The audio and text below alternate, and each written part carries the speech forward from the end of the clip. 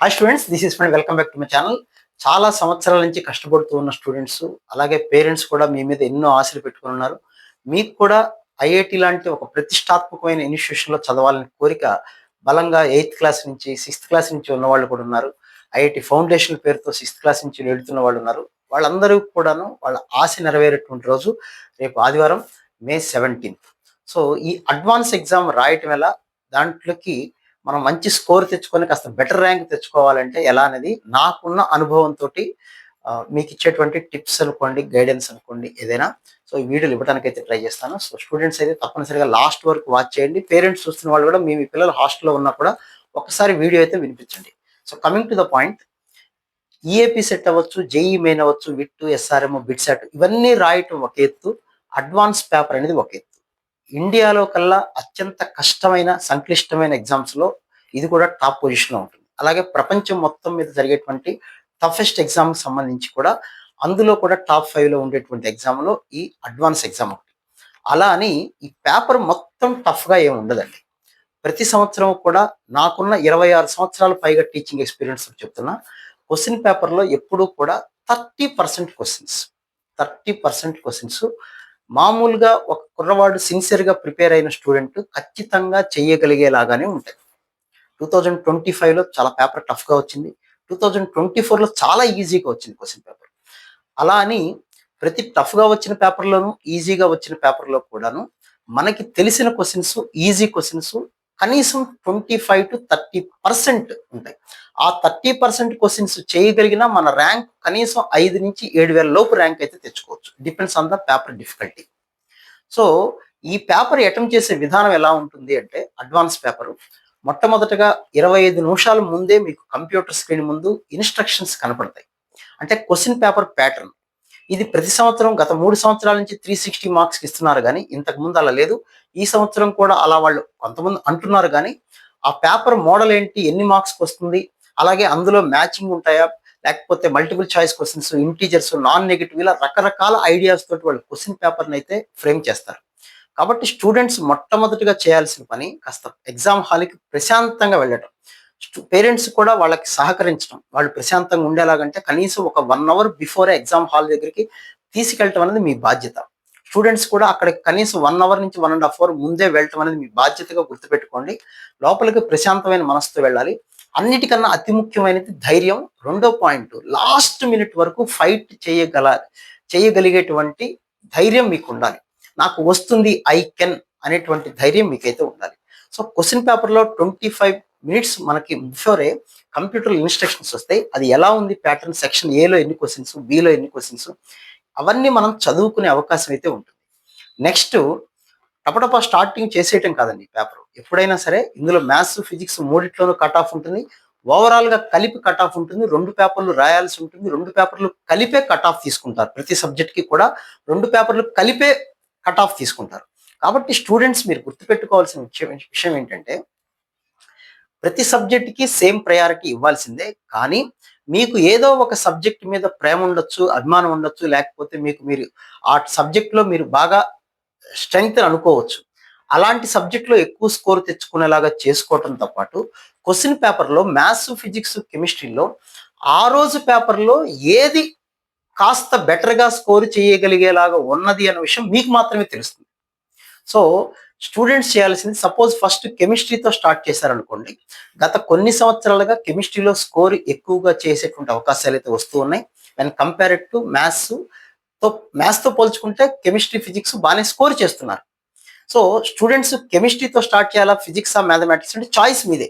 But ఏదైనా కానీ ప్రతి సబ్జెక్టు ఫస్ట్ చేసేటప్పుడు 45 మినిట్స్ కన్నా ఎక్కువ చేయకండి. అంటే సపోజ్ మీరు ఫస్ట్ కెమిస్ట్రీ అనుకున్నారనుకోండి. ఒక్కసారి కెమిస్ట్రీలో 15, 16 క్వెషన్‌లు ఉండొచ్చని ఆ క్వెషన్స్ చదవండి. చదివిన తరువాత మాత్రమే ఏ క్వెషన్ చేయాలనేది మీరు ముందుకెళ్ళే అవకాశం అయితే ఉంటుంది. సో, అది మొట్టమొదటి పని మీరు చేయాల్సింది. అన్ని క్వెషన్స్ ఒక్కసారి చూడండి. అయితే అడ్వాన్స్‌కి సిన్సియర్‌గా ప్రిపేర్ అయిన ప్రతి స్టూడెంటు, ప్రిపేర్ కాని స్టూడెంటు, ప్రతి వాళ్ళ మైండ్‌లోనూ ఒకటే ఒక డౌటు. అదేంటంటే, క్వెషన్ చూడగానే దాని ఫస్ట్ స్టెప్ ఎలా ముందడుగు వేయాలో తెలీదు. ఆ ఒక్క స్టెప్ గనక వేయగలిగితే దాదాపుగా 90% క్వెషన్ చేయగలిగినట్టు. అంటే ఆ క్వెషన్ ఎలా మొదలుపెట్టాలో తెలీదు.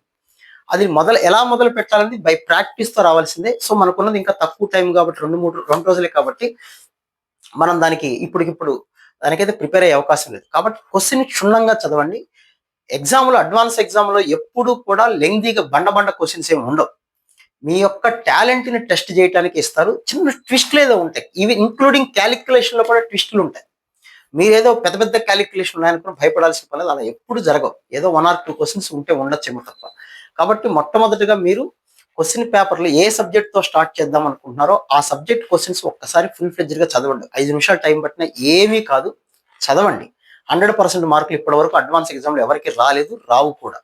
కాబట్టి ఒక 5-10 నిమిషాలు టైం పట్టినా ఒక్కొక్క సబ్జెక్ట్ ఏ సబ్జెక్ట్‌తో స్టార్ట్ చేస్తున్నారో ఆ సబ్జెక్ట్ క్వశ్చన్స్ అన్ని ఒక్కసారి చదువుకోండి. అందులో ఏ క్వశ్చన్ అయితే మీరు కాస్త బెటర్‌గా పెర్ఫార్మ్ చేయగలరనుకున్నారో ఆ క్వశ్చన్స్‌తో మీరు స్టార్ట్ చేయొచ్చు. అలా 3 సబ్జెక్ట్స్ కంటే నా సలహా అయితే ఒక్కొక్క సబ్జెక్ట్ ఫస్ట్ 50 మినిట్స్ లేదా 45 మినిట్స్ చేయండి. అది వదిలేసి నెక్స్ట్ సబ్జెక్ట్ పట్టుకోండి. ఆ తర్వాత థర్డ్ సబ్జెక్ట్ తీసుకోండి. అలా 3 సబ్జెక్ట్స్ చేసిన తర్వాత మిగిలిపోయిన టైం ఉంటుంది. ఒక దాదాపుగా హాఫ్ అన్ అవర్ పైగా. అప్పుడు ఈ 3 సబ్జెక్ట్స్‌లో మీకు ఏ సబ్జెక్ట్ కాస్త బెటర్‌గా మళ్ళీ చేయాలి ఇంకా రిమైనింగ్ క్వెషన్స్ అనిపిస్తుందో, లేదా మీ స్ట్రెంగ్త్ మీ బలం ఎక్కడైతే ఏ సబ్జెక్ట్‌లో ఉందో ఒక్కసారి మళ్ళీ ఆ క్వెషన్స్ అయితే చేసుకోండి. పేపర్ మొత్తం చేసేయాలనేటువంటి ఆదుర్ద, ఆవేశం పనికిరాదు ఇక్కడ. 50% మార్క్స్ తెచ్చుకున్నా మీ ర్యాంకు 2-3 వేల లోపే ఉంటుంది. గుర్తుపెట్టుకున్న మాట. సో మొత్తం పేపర్ చేసేయాలనేది కరెక్ట్ కాదు. మొత్తం పేపర్ చదవాలి అనేది చాలా ఇంపార్టెంట్. ప్రతి క్వశ్చన్ని కొద్దిగన్నా ట్రై చేయండి. ట్రై చేస్తే మీకు వచ్చే క్వశ్చన్స్ చాలా ఉంటాయి. కనీసం 4-5 క్వశ్చన్లు మనకు 15 క్వశ్చన్లు ఇస్తే 4-5 క్వశ్చన్లు మనం డెఫినెట్‌గా చేయగలిగేలాగా ఉంటాయి. మీరు జేఈఈ మెయిన్ క్వాలిఫై అయ్యారు కాబట్టి ఖచ్చితంగా ఆ మెమరీ తోటి ఆ యొక్క తెలివితేటలతోటి కనీసం 4-5 క్వశ్చన్లు చేయగలిగేలాగా ఉంటాయి. తర్వాత మీరు లాస్ట్ మినిట్ వరకు ఏదో ఒక క్వశ్చన్ ట్రై చేస్తూనే ఉండాల్సిందే. ఇది మీ కెరీర్‌కి సంబంధించిన విషయం. ఒక మార్కు అటు ఇటు అయినా కూడా రావాల్సిన బ్రాంచ్ మారిపోవచ్చు. ఐఐటీ రావాల్సింది కాస్త జేఈఈ మెయిన్ ర్యాంక్‌తోనే సరిపెట్టుకోవాల్సిన అవకాశం ఉంటుంది.